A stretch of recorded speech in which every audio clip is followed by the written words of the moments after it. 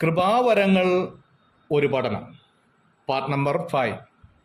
17 കൃപാവരങ്ങളിലെ ആദ്യത്തെ ഭാഗമായ അടിസ്ഥാനപരമായ കൃപാവരങ്ങളിൽപ്പെട്ട 2 പ്രധാനപ്പെട്ട കാര്യങ്ങളായിരുന്നു നാം ചിന്തിച്ചു വന്നത്. അതിലൊന്ന് അപ്പസ്തോലൻ എന്നുള്ളതാണ്. അപ്പസ്തോലന്മാരുടെ ചില പ്രത്യേകതകളും ഇന്ന് അപ്പോസ്തോലൻ ഉണ്ടോ എന്ന ചോദ്യത്തിന് ഉത്തരവുമായിരുന്നു കഴിഞ്ഞ ക്ലാസ്സിൽ നാം ചിന്തിച്ചത്. കർത്താവിന്റെ വിളി കേട്ട് അനുഗമിച്ചവരാണ് അപ്പസ്തോലന്മാരെന്ന് മത്തായിയുടെ സുവിശേഷം 4-ാം അധ്യായത്തിന്റെ 14-ാമത്തെ വാക്യത്തിൽ കാണുന്നുണ്ട്.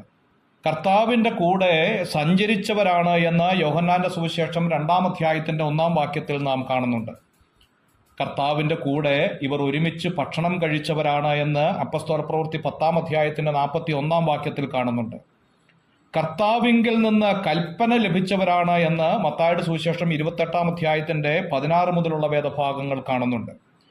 കർത്താവിന്റെ ശബ്ദം നേരിട്ട് കേട്ടവരാണ് എന്ന് മത്തായിയുടെ സുവിശേഷം 5-ാം അധ്യായത്തിന്റെ 2-ാം വാക്യത്തിൽ കാണുന്നുണ്ട്.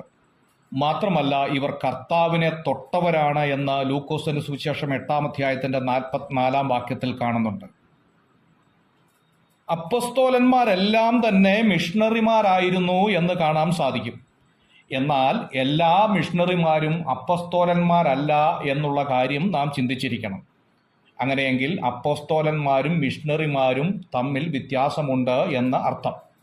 മിഷണറി എന്നതുകൊണ്ട് ഉദ്ദേശിക്കുന്നത് ഒരു സംസ്കാരത്തിൽ നിന്ന് മറ്റൊരു സംസ്കാരത്തിലേക്ക് പോയി കർത്താവിൻ്റെ വേല ചെയ്യുന്നവരെയാണ് മിഷണറി എന്നതുകൊണ്ട് ഉദ്ദേശിക്കുന്നത്. അപ്പോസ്തോലന്മാരെല്ലാവരും തന്നെ മിഷണറിമാരാണ് എന്ന് പറയാൻ കാരണം അവരവരുടെ സംസ്കാരം വിട്ട് എല്ലാവരും തന്നെ മറ്റു സംസ്കാരങ്ങളിലേക്ക് പോയി കർത്താവിൻ്റെ വേല ചെയ്തവരായതുകൊണ്ട് അവർ അപ്പസ്തോലനായിരിക്കുമ്പോൾ തന്നെ മിഷണറിമാരുമാണ് എന്ന് ചിന്തിക്കാം. എന്നാൽ മിഷണറിമാരെല്ലാവരും അപ്പസ്തോലന്മാരല്ല. ഇവ തമ്മിലുള്ള വ്യത്യാസം നാം എപ്പോഴും തിരിച്ചറിഞ്ഞിരിക്കണം.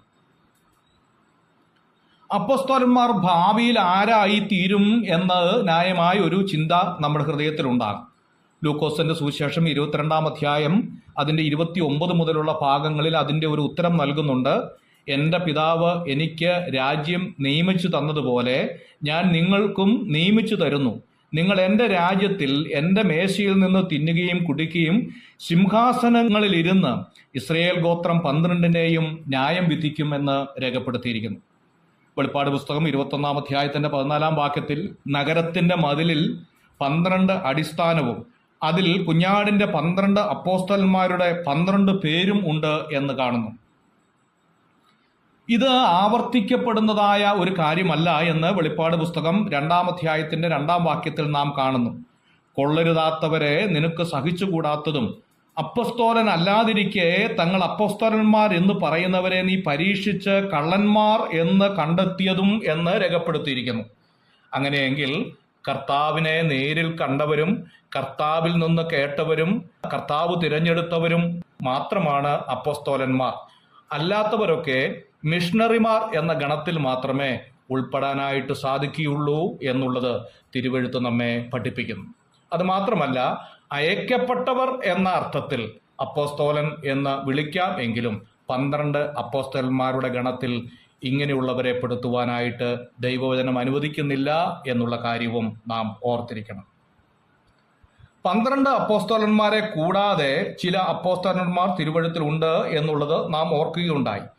ഇങ്ങനെയുള്ളവരെ 2-ാം നിര അപ്പോസ്തലന്മാർ എന്നാണ് വിളിക്കുന്നത്. അതിൻ്റെ കാരണം വിളിക്കപ്പെട്ടവർ എന്ന അർത്ഥത്തിൽ മാത്രം തിരുവഴുത്ത് അവരെ ഉപയോഗിച്ചിരിക്കുന്നു എന്നുള്ളത് കൊണ്ടാണ്.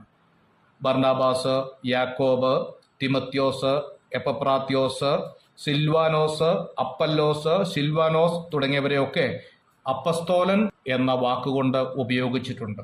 എന്നാൽ ഇവരാരും 12 അപ്പസ്തോലന്മാരുടെ ഗണത്തിൽ പെടുന്നതല്ല എന്ന കാര്യം നാം ഓർത്തിരിക്കണം.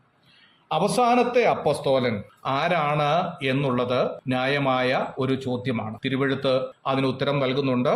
1 കൊരിന്ത്യർ 15-ാം അധ്യായത്തിന്റെ 5-ാമത്തെ വാക്യത്തിലാണ്. തിരുവെഴുത്തുകളിൻ പ്രകാരം 3-ാം നാൾ ഉയർത്തെഴുന്നേറ്റ് കേഫാവിനും പിന്നെ 12 പ്രത്യക്ഷനായി എന്നിങ്ങനെ ഞാൻ ഗ്രഹിച്ചത് തന്നെ നിങ്ങൾക്ക് ആദ്യമായി ഏൽപ്പിച്ചു തന്നുവല്ലോ. അനന്തരം അവൻ 500-ലധികം സഹോദരന്മാർക്ക് ഒരുമിച്ച് പ്രത്യക്ഷനായി. 8-ാമത്തെ വാക്യം, എല്ലാവർക്കും ഒടുവിൽ അകാലപ്രജ പോലുള്ള എനിക്കും പ്രത്യക്ഷനായി.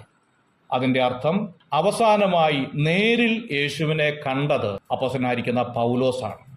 അങ്ങനെയെങ്കിൽ അവസാനത്തെ അപ്പസ്തോലനും അപ്പോസ്തലനായിരിക്കുന്ന പൗലോസാണ് എന്ന് നമുക്ക് ചിന്തിക്കുന്നതിൽ തെറ്റുമില്ല. ഈ കാലത്ത് ഞാൻ അപ്പസ്തോലൻ എന്ന് പറഞ്ഞു വരുന്നത് ഈ വാക്യത്തിന്റെ അടിസ്ഥാനത്തിൽ തെറ്റായിരിക്കുന്ന ഒരു കാര്യമാണ് എന്ന് നാം ഓർത്തിരിക്കണം. God bless you.